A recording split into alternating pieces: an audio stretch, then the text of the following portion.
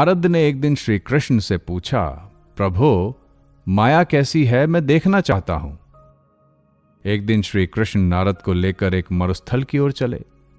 बहुत दूर जाने के बाद श्री कृष्ण नारद से बोले, नारद, मुझे बड़ी प्यास लगी है, क्या कहीं से थोड़ा सा जल ला सकते हो? नारद बोले, प्रभु ठहरिए, मैं अभी जल लिए आया। यह कहकर नारद चले गए। कुछ दूर पर एक गांव था। नारद वहीं जल की खोज में गए। एक मकान में जाकर उन्होंने दरवाजा खटखटाया। द्वार खुला और एक परम सुंदरी कन्या उनके सम्मुख आकर खड़ी हुई। उसे देखते ही नारद सब कुछ भूल गए। भगवान मेरी प्रतीक्षा कर रहे होंगे, वो प्यासे होंगे, हो सकता है प्यास से उनके प्राण भी निकल जाएं। ये सारी बातें नारद भूल गए। सब कुछ भूलकर वे उस कन्या के साथ बातचीत करने लगे।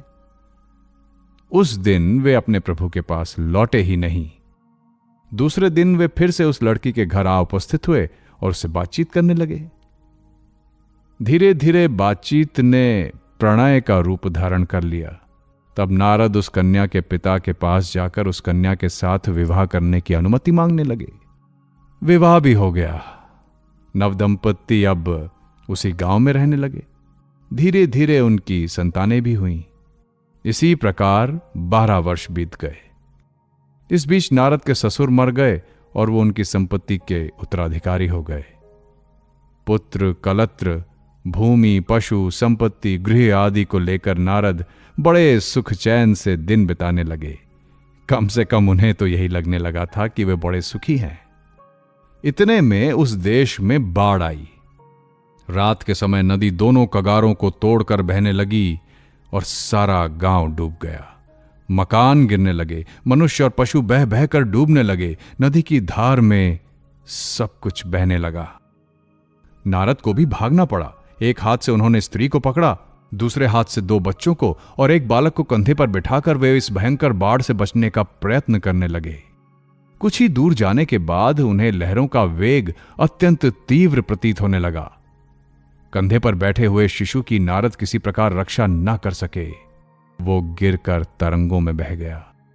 उसकी रक्षा करने के प्रयास में एक और बालक, जिसका हाथ वे पकड़े हुए थे, गिरकर डूब गया।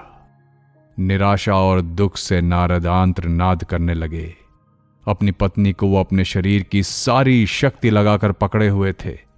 अंत में तरंगों के वेग से पत्नी भी उनके हाथ से छूट गई और वे स्वयं तट पर जा गिरे एवं मिट्टी में लोटपोट हो बड़े कातर स्वर से विलाप करने लगे। इसी समय मानो किसी ने उनकी पीठ पर कोमल हाथ रखा और कहा, बच्चे, जल कहां है? तुम जल लेने गए थे ना? मैं तुम्हारी प्रतीक्षा में खड़ा हूं। तुम्हें गए आधा घंटा बीत चुका है। आधा घंटा? नारद चिल्ला पड़े।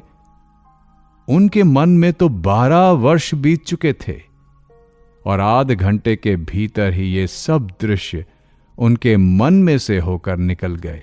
और यही माया है। किसी न किसी रूप में हम सभी इस माया के भीतर हैं।